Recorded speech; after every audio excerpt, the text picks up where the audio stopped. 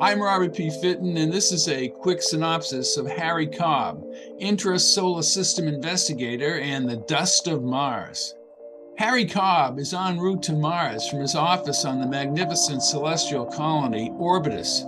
Unable to help his client, he listens as Jason Rapp is murdered by a pinpoint pulsar. The question is immediately asked, and it's a simple one. Why? Why indeed? The intertwined mess that Rapp is woven into leads to a revelation of unforeseen crimes and a string of murders. Concurrently, Ariana Cervantes, probably the love of Cobb's life, is visiting Mars, and specifically the Livingston Dome.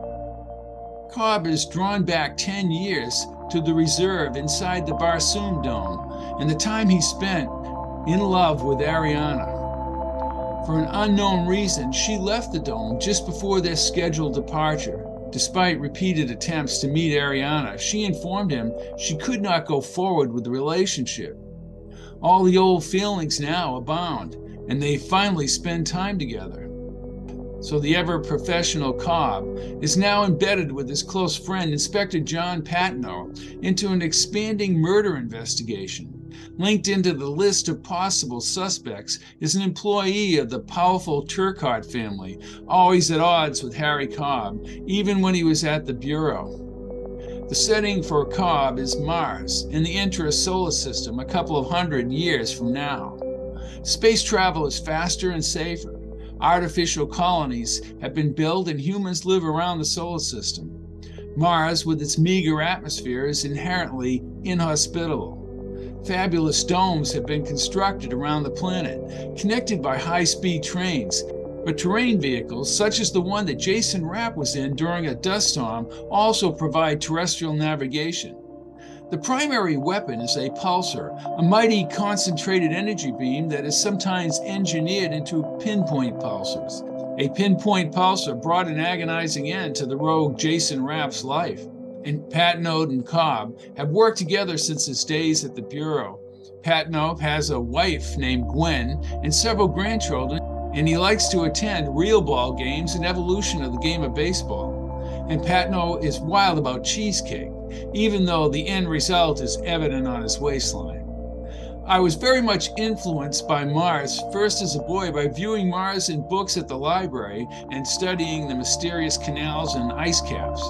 Invaders from Mars and a cartoon series about traveling to Mars was fascinating. However, I was in awe when Carl Sagan premiered Cosmos in the 1970s and cataloged his time on the Mars Viking project with NASA and JPL in Pasadena.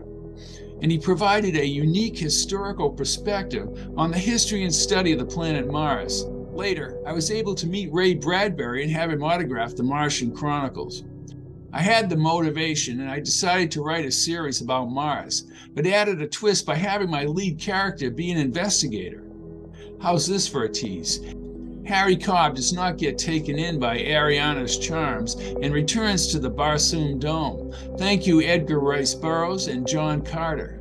Of note and immense help to Cobb is Rainey Coburn, an Australian rogue who can pilot a spaceship and has contacts to do Cobb's dirty work. Sadie is his secretary back on Orbitus, and the team of Max and Jody bring their own unique unraveling of cases into the mix. Jody is an android with no emotion, and Max is a suave and sophisticated, socially elite man with manners and an erudite way of speaking. So, ladies and gentlemen, where does that leave us with Rapp's murder and the subsequent deaths? I'm not telling. My lips are sealed. Travel with me to Mars and find out. The Dust of Mars is available on Amazon and Kindle and paperback, and the audio is very good on audible.com. I'm Robert P. Fitton, and this has been a quick synopsis of Harry Cobb, Intra Solar System Investigator and the Dust of Mars.